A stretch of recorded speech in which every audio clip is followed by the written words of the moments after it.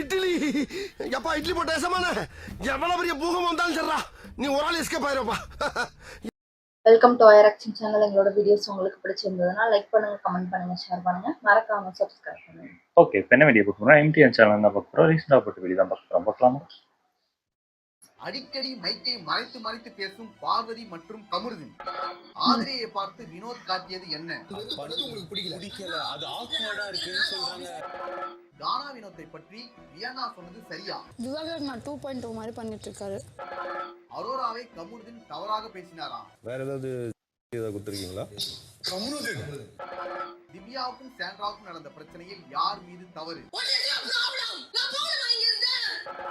அப்புறம் ஒரு சில பிரச்சனைகள் அதான் இந்த வீடியோல பார்க்கிறோம்.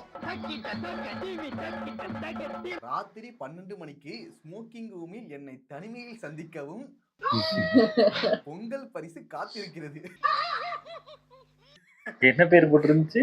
ஏதோ பீடைன்னு போட்டிருந்து படிக்கு பீடை. ஃபர்ஸ்ட் இந்த பார்வதி கமருதீன் இந்த மைக் பிரச்சனை பத்தி பார்க்கலாம். நீங்க செஞ்ச தவறுக்கு இந்த மொத்த வீடும் தண்டனை அனுபவிக்கணும். சாம்பார் எனக்கு ஆமாமா, அவங்க மறைச்சு பேசினாங்க. பிக் பாஸ் அதிகமா கோவப்பட்டதே இந்த சீசன்ல தான். அதுவும் எந்த பிரச்சனைக்குனா இவங்களோட மைக் பிரச்சனைக்காக. ஏங்க அப்படி டென்ஷன் ஆவீங்க? ரெண்டு மூணு மைக் மாட்டி விட்டுறணும். மைக்க மறைச்சு பேசாதீங்க. ரூல் போட்டுருந்தோம், இத்தனை வாட்டி மறைச்சிங்கன்னா ஸ்டேட் எலிமினேஷன்.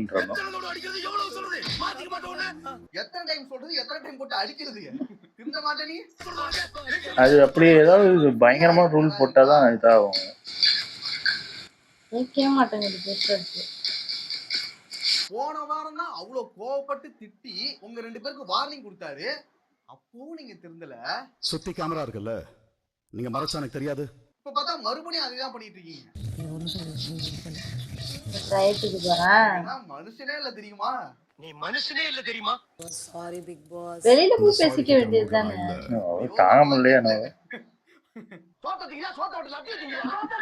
பிக் பாஸா இருக்கனால கொஞ்சம் டீசென்ட்டா விட்டுருக்காரு, அவ்வளவுதான். நீங்க செஞ்ச தவறுக்கு இந்த மொத்த வீடும் தண்டனை அனுபவிக்கணும். இந்த சாட்டர்டே சண்டே எபிசோட்ல விஜய் சேதுபதி கரெக்டா ஸ்ட்ரிக்ட்டா கேட்டிருந்தா இந்த அளவுக்கு ஆயிருக்குமா? இத மறுபடியும் பண்ணிருக்காங்க. கேட்கவே மாட்டேங்குது, அதெல்லாம் கேட்டாரு. இத முளையிலேயே சாதாரணமா விட்டாங்க, இப்ப அதே தான் மறுபடியும் பண்ணிட்டு இருக்காங்க. நேற்று இரவும் கொஞ்ச நேரத்துக்கு முன்னாடியும் மயக்க மூடி பேசிருக்கீங்க. நீங்க மைக்க போடாமலே காஜி டாக்டரா பேசிட்டு இருக்கீங்க. அப்ப எதுக்கு மைக்க மறைச்சு பேசிட்டு இருக்கீங்க? இன்னும் கேளாம பேசுவாங்க. அதுக்கு மேல ஏதாவது பேசுறாங்களா? திரும்ப திரும்ப கூப்பிடுற நீ. இதுக்கு முன்னாடி எத்தனையோ சீசன்ல எத்தனையோ பேர் வந்திருக்காங்க. எவ்வளவு பிரச்சனை நடந்தாலும், எவ்வளவு பெரிய சண்டையா இருந்தாலும், ஆனா அந்த பிக் பாஸ்ங்கிற வாய்ஸ்க்கு மரியாதை கொடுப்பாங்க, பயப்படுவாங்க. ஆனா இது கிடையாது இந்த வாட்டி. ஒண்ணுமே இல்லடா. டேய் என்னடா அவர் என்னடா தெரியுமேடா. எனக்கே பிக் பாஸ் நினைச்சா பரிதாபமா தான் இருக்கு. பல முறை சொல்லியும் எச்சரித்தும் நீங்க கேக்குற மாதிரி தெரியல. இதெல்லாம் பார்க்கும்போது நமக்கே இப்படி இருக்கு. பிக் பாஸ்க்கு எப்பரா இருக்கும்? கடுப்பாங்க இருக்கும். இதை விட அசிங்கம் பிக் பாஸ்க்கு இருக்கவே இருக்காதுடா. தயவு செஞ்சு நீங்க பிக் பாஸ் வேலையை விட்டு போயிடுங்க. ஏன்னா இவங்கள்ட்ட உங்களால மாரடிச்சுட்டு இருக்க முடியாது.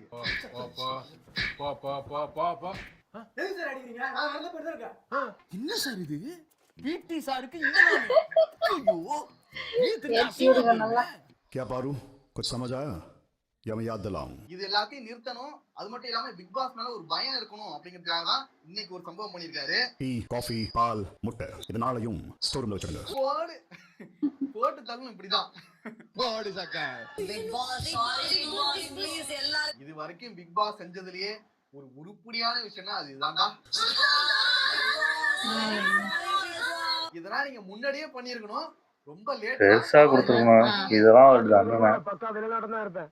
நான் சொல்றபடி கேட்டு நடந்தீங்கன்னு வச்சுக்க, நான் தான்டா கண்டு கதருங்க நல்லா இருக்கு. ஆனா பார்வதி கமருதீன் செஞ்ச தப்புக்கு மொத்த வீடுமே தண்டனை அனுபவிக்குமான்னு கேட்டா அனுபவிச்சுதான் ஆகணும். சாவட்டும் மொத்த. அப்பதான் எல்லாரும் இல்ல, இன்னும் பெரிய தண்டனை கொடுக்கணும். மரியாதை வரும். என்ன கேக்க அண்ணனை பார்த்து பயமே இல்லாம இருக்க பேசாம பேஸ்ட் எல்லாம் ஒழிச்சு தூக்கிடுங்க. இப்பெல்லாம் பேசவே மேக்கப்பை தூக்குங்க. இது செஞ்சதுக்கு மேக்கப் நான் தூக்குனாலே sorry இதெல்லாம் big boss, செத்துருங்க. sorry big boss, paste sorry big இல்லைன்னா boss, பேச sorry. Paste இல்லைன்னா தான் ஸ்மெல் வரும்னு பேச மாட்டாங்க. உங்க பாவத்தை எல்லாம் மன்னிச்சு காப்பாத்துவாரு இல்ல தட்டுல வச்சிருக்கிற முட்டை உட்பட ஆனா தட்டுல வச்ச முட்டையும் எடுக்க சொன்னாரு பாத்தீங்களா? இது ரொம்ப பர்சனலா இருந்துச்சு. சூப்பர், இதுதான் நாங்க பிக் பாஸ் கிட்ட எதிர்பார்க்கிறோமே. சிறப்பான வேலையெல்லாம் செஞ்சிருக்கீங்க, அருமடா. சாரி கேக்குறதுல இந்த வீட்ல பயன் இல்லைன்னு உங்களுக்கும் தெரியும் எனக்கும் தெரியும். இதெல்லாம் முடிஞ்ச பிறகு அமித் கிட்ட பார்வதி ஒண்ணு சொல்லுவாங்க. சாப்பாடே இறங்க மாட்டேங்குது. விட்டுரு விட்டுரு உன்னால சாப்பிட என்ன அந்த முடியாது இடத்துல சாப்பிடலாம் தூக்கி டேய், இதே அவர் இருந்தாருன்னா அரைச்சிக்கிட்டே உட்காந்து கேட்டுட்டு விட்டுரு இருப்பாரு. உன்னால சாப்பிட திவாகர். முடியாது தூக்கி போட்டுரு அதான் தூக்கி போட வேண்டியது. அப்படிலாம் விட்டுரு பார்வதி, நீ ரொம்ப கஷ்டப்படவா? என்ன பண்றது உனக்கு சாப்பிட இறங்கல எனக்கு இவ்வளவு வேலையும் பண்ணிவிட்டு இப்போ வந்து சாப்பாடு இறங்கலையா? எங்க சோத்துல மண்ணள்ளி போட்டுட்டு ஆமா. நல்லவன நடிக்கிறியா? அந்த காரணத்துல நாக்க புடுங்குற மாதிரி அமித் இப்படி சொல்லிட்டாரு. உனக்கு சாப்பிட இறங்கல எனக்கும் நான் இந்த மாதிரி ஒரு விஷயம் பண்ணி எனக்கும் சாப்பாடு இறங்கியிருக்கேன் இப்படி ஒரு கேவலமான வேலையை பார்த்துட்டு சூடு சொன்னா இருக்க யாருக்குமே சாப்பிடவே தோணாது. அதுக்கான மீனிங் அதுதான். எப்படி கேட்டிருக்கணும். இதை விட நாக்க புடுங்குற மாதிரி வேற எதுவுமே கேட்க முடியாது. இட்ஸ் வெரி பிக் திங் இல்லையா பாரு அதுவும் அத்தனை வாட்டி சொன்னதுக்கு அப்புறம் எல்லாரும் சொன்னதுக்கு அப்புறம் அப்பயும் அப்படி முடிஞ்சு எல்லாரும் சொன்னதுக்கு அப்புறம் இந்த செருப்படின்றது நம்ம செருப்பை கட்டி அடுத்தவனை அடிக்கிறது இல்ல. புரியுதாடா? புரியுதாடா? சோறு இறங்க மாட்டேங்குதான். இல்ல அமுக்கா அமுக்கா அமுக்குது. பார்த்துலாம். இந்த வாரம் வந்துட்டு கோர்ட் டாஸ்க் தான் போயிட்டு இருக்கு. ஆமா ஆமா. இந்த டாஸ்க்ல ஃபர்ஸ்ட் கானாவினத் வந்துட்டு பிக் பாஸ் மேல தான் கேஸ் போடுறாங்க. ஆமா அமுதினும் பார்வதியும் செய்த தவறுக்கு சக போட்டியாளர் பாலையும் டீ தூளையும் முட்டையும் பறித்த பிக் பாஸ் மீது வழக்கு தொடர்கிறது. எதுலயும் இல்ல இந்த மாதிரி பிக் பாஸ் மாதிரி.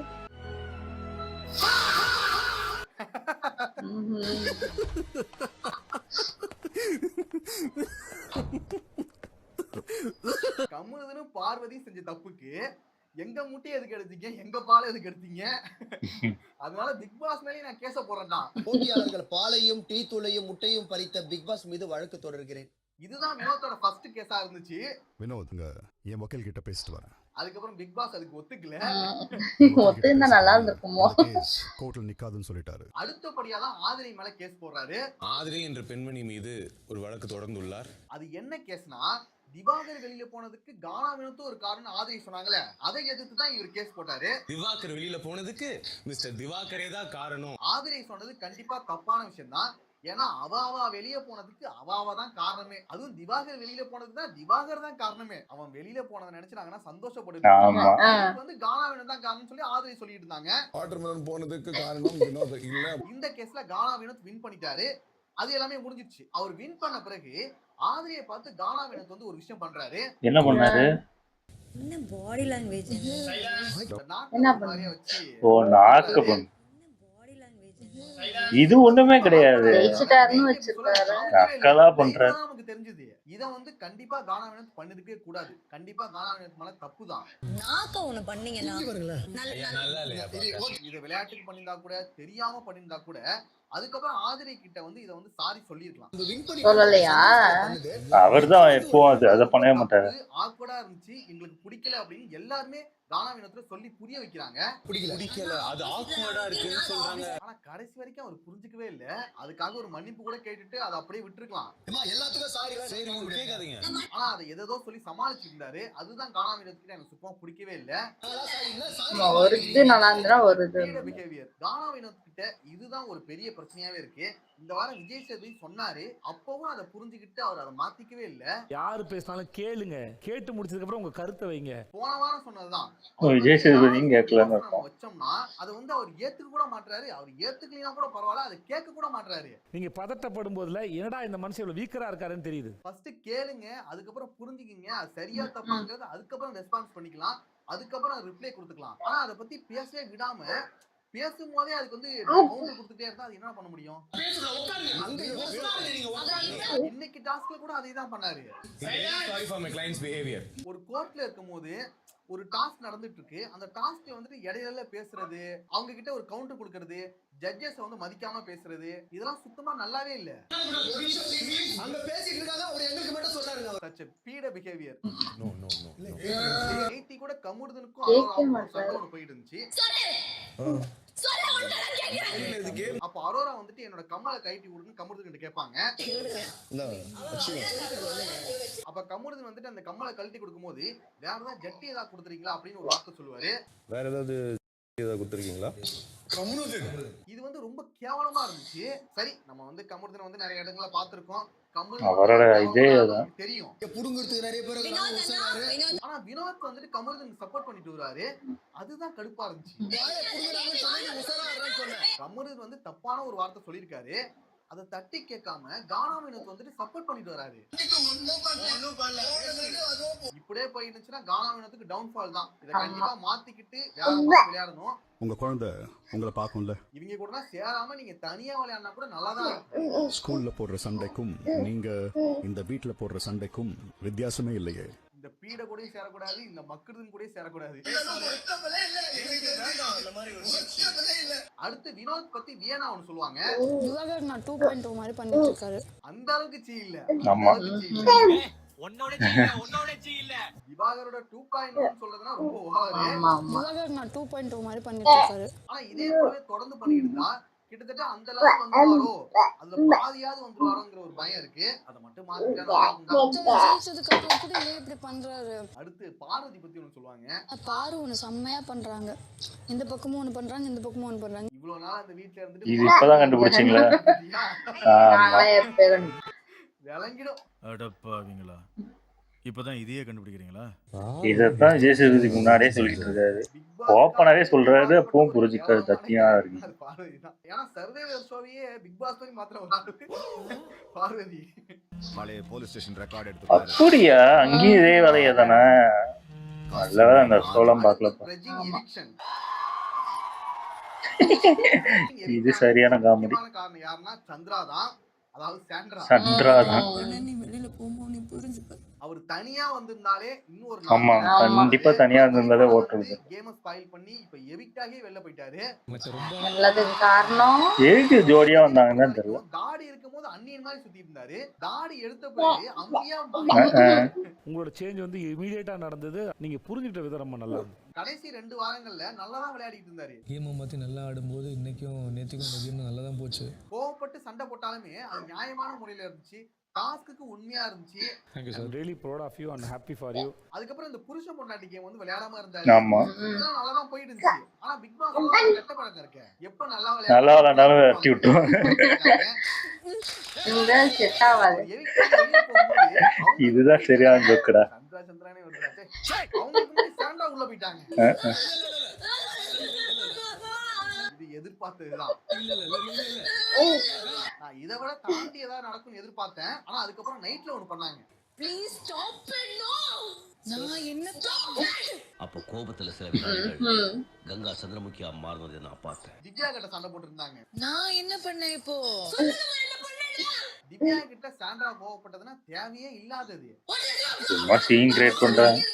அந்த கோபத்துக்கு என்ன காரணம்னா, பிரஜின் வெளியில போறதுக்கு முன்னாடி எஃப்ஜே, பிரஜின், சாண்ட்ரா 3 பேர் உட்கார்ந்துருப்பாங்க. திவ்யா, பிரஜின் and FJ இதுல யார் சேவ் ஆவாங்கன்னு சொல்லிட்டு எல்லாருமே தங்களோட ஒப்பீனியனை சொல்லிட்டு இருப்பாங்க. வழக்கம் போல நடக்கிறது தானே. ஆமா, பிரஜின் and FJ. அதுல திவ்யா வந்துட்டு பிரஜினும் எஃப்ஜேவும் சேவ் ஆவாங்க அப்படி சொல்லிட்டாங்க போல. அதுக்காக இந்த கோபமே. அதுக்கு என்ன பண்ண முடியும்? சாண்ட்ரா தான் இருக்கும் அப்படின்ட்டு அந்த கோபத்தின் வெளிப்பாடு. அதுக்கப்புறம் அதுக்கு முன்னாடி ஒரு மனசாவை இருந்திருக்கு போல. இதெல்லாம் ஒண்ணு சேர்ந்து அன்னைக்கு வந்து வெடிச்சிருக்கு. I'm not doing anything. நான் எதுமே பண்ணல. இவங்க 2 பேரும் பிரிஞ்சது தேவைதான் இல்லையோ திவ்யாவுக்கு. திவ்யாவுக்கு ரொம்ப நல்லது. ஆமா ஆமா. இதுக்கு முன்னாடி சாண்ட்ராவோட சேர்ந்துட்டு திவ்யாவோட கேம் வந்து ரொம்ப மோசமா இருந்துச்சு. இப்ப பிரிஞ்ச வரைக்கும் திவ்யாவுக்கு ரொம்ப நல்லது. பிரிஞ்சுட்டாங்கன்னா இன்னும் நல்லதா இருக்கும். இந்த வாரம் எப்படி போகுது, எவ்வளவு இன்ட்ரெஸ்டிங்கா போகுது, இந்த டாஸ்க் எப்படி கொண்டு போக போறாங்கங்கறத பார்க்கலாம். கண்டிப்பா பெரிய பிரச்சனை வரும். யாரு கொண்டு வர போறாங்க. ஒரு டாஸ்க் ஒழுங்கா பண்ண முடியாதுடா. இந்த வொர்ஸ்டான சீசன்ல இந்த வொர்ஸ்டான எல்லாரும் வொர்ஸ்ட் தான். அந்த வொர்ஸ்ட்ல பெஸ்ட் இப்ப கண்டுபிடிக்கணுமா? ஓகே, வீடியோ நெக்ஸ்ட் ஒரு வீடியோல பார்க்கலாம்.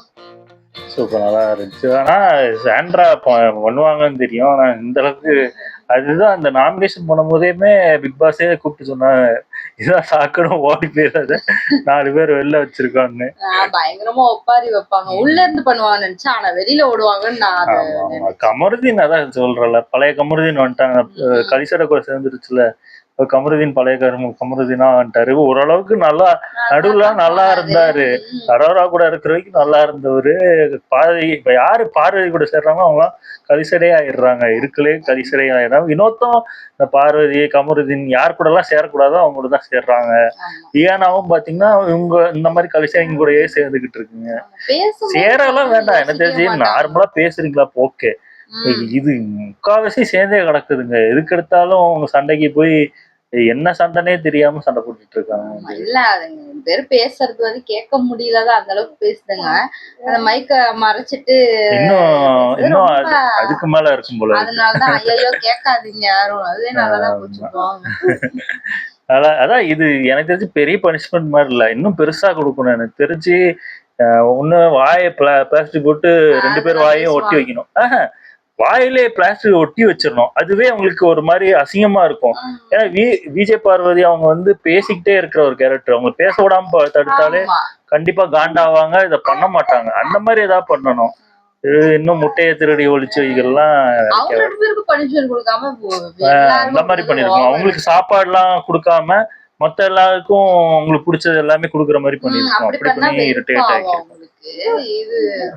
அதான் இன்னும் அது மதிக்காதுங்க பிக் பாஸ். எப்படியும் விஜய் சேதுபதியும் மதிக்காதுங்க. ஓகே, வீடியோஸ் உங்களுக்கு பிடிச்சிருந்தா லைக் பண்ணுங்க, ஷேர் பண்ணுங்க, கமெண்ட் பண்ணுங்க, மறக்காம சப்ஸ்கிரைப் பண்ணுங்க. எல்லாருக்கும்